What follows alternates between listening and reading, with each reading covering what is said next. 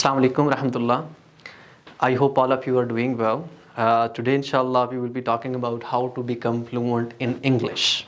All right. This is a question that is being asked by a lot of people. Some of my students, some of relative, friends, and all of the people.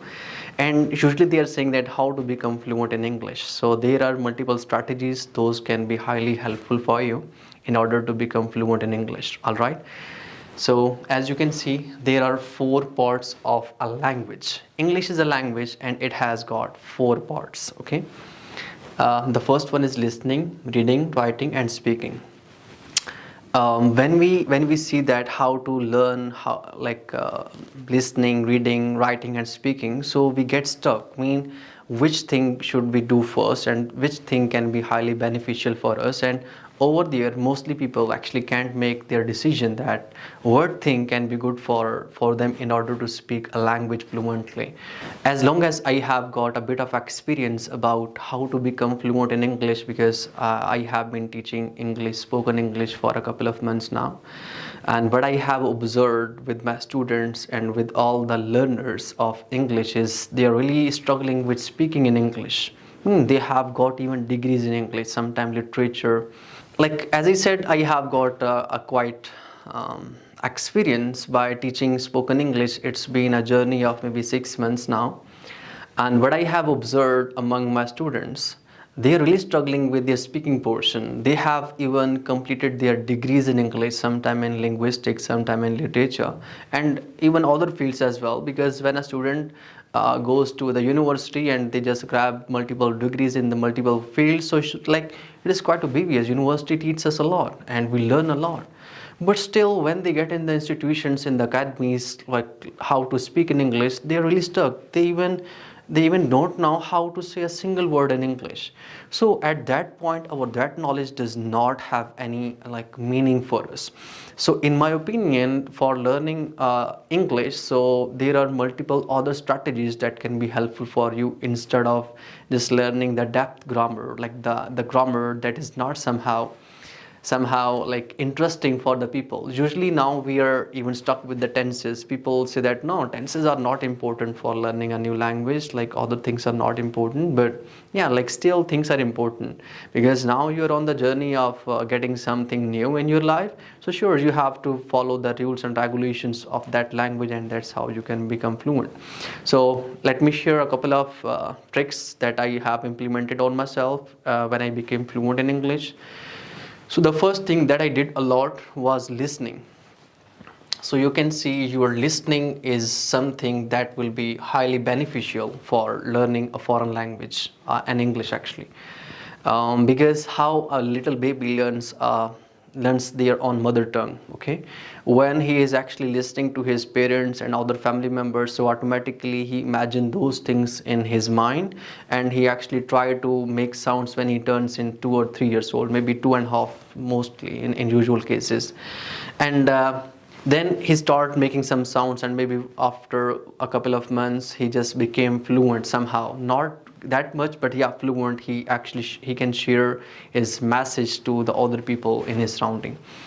So this is the listening, which I take it as a backbone of a language in order to become fluent in another language. All right. So then that the thing that I highly recommend to all of my students and all the concerned people, those are learning English, so you have to do your speaking practice a lot.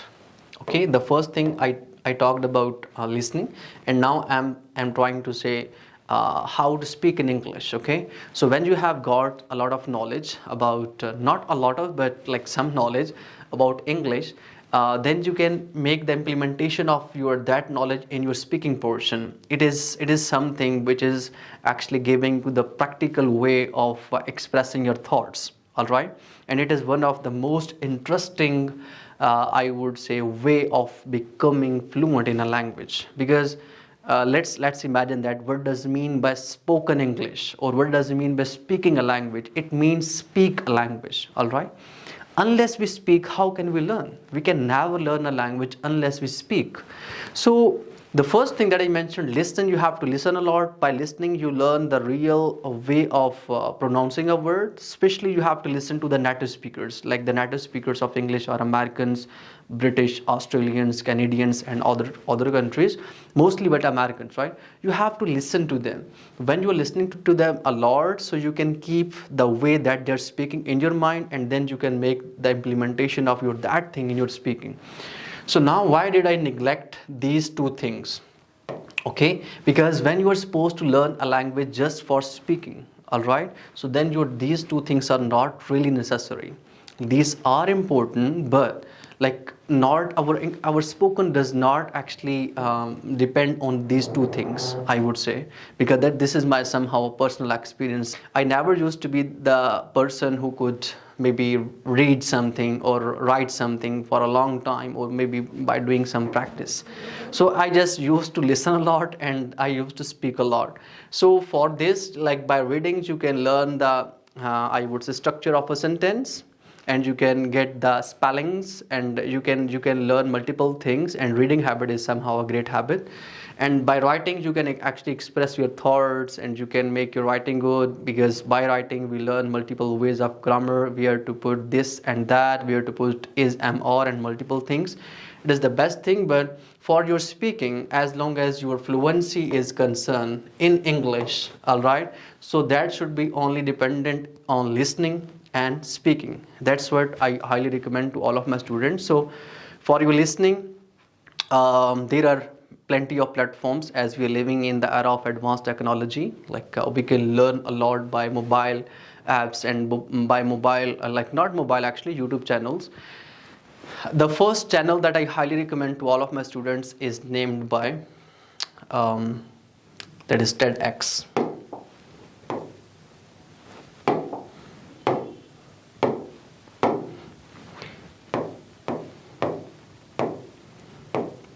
TEDx Talk. It is a YouTube channel, and over here a lot of English speakers, they come and they just talk about the multiple topics. And by this platform you can learn a lot, because like I have listened to plenty of speakers here, and I have learned a lot. This is one of the platforms which made me fluent in English, like by the strategy or by the activity of listening.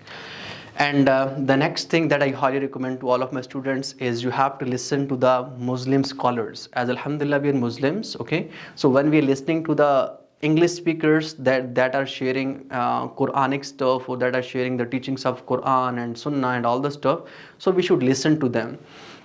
Simultaneously, we are learning about Islam, history of Islam, and we are learning about English as well, and we are actually getting the real way of speaking English actually. So there are two great Muslim scholars that I always recommend. Both of them are native speakers of American pronunciation or American accent. So the first person, he is Pakistani American, named by Nouman Ali Khan. You can search him on YouTube and all the platforms. Nouman Ali Khan. Okay, he is basically Pakistani, but he left Pakistan when he was just 15, and now, mashallah, he is around 40, and he is living there in America. And the next person is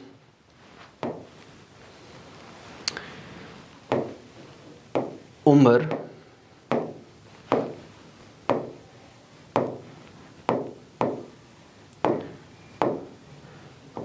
Sulaiman.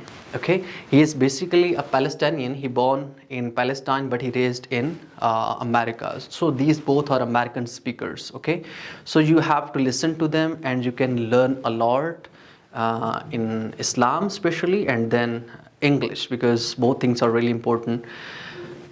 Because mostly people now, teachers, they recommend that you have to watch Netflix, and you have to maybe watch English movies, stories, or other stuff.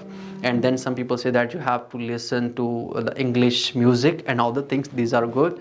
Like at some extent, I believe these are good, but not really, because these are distracting us from Islam. Maybe I hope you understand my point of view. So try your best to listen TEDx Talk, because this is a quite fascinating way and another is listen to the Muslim scholars. These can be the best like platforms by which you can learn listening.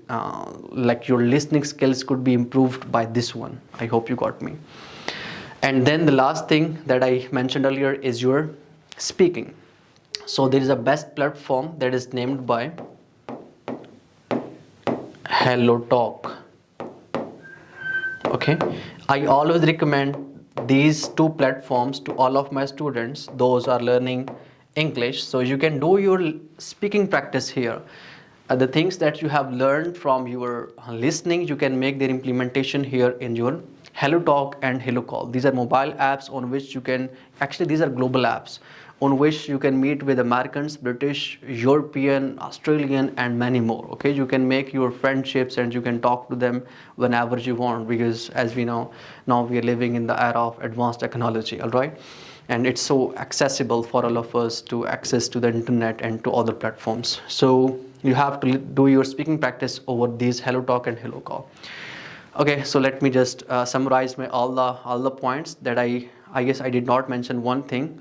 Your little knowledge about grammar is really necessary, and that is just your parts of speech, tenses, and your modal verbs. Okay, these three things are really necessary, because when you know where to use is, am, are, can, could, would, should, like that, so then you can utilize them in the accurate way, and then you can speak English accurately, correctly, and fluently, fearlessly, confidently, and many more. All right, so you have to learn little grammar, little portion, not the deep grammar, and then start listening a lot and start speaking a lot.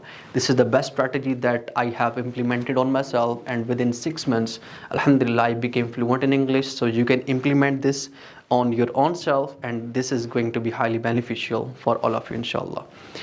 And if you guys are interested to join my classes online or on site, you may contact us on the given numbers. You can enroll yourself and you can take your classes with me. I hope, inshallah, it will be a great journey together, and you can learn a lot if you are like interested and if you are really sincere with learning spoken English. Thank you so much.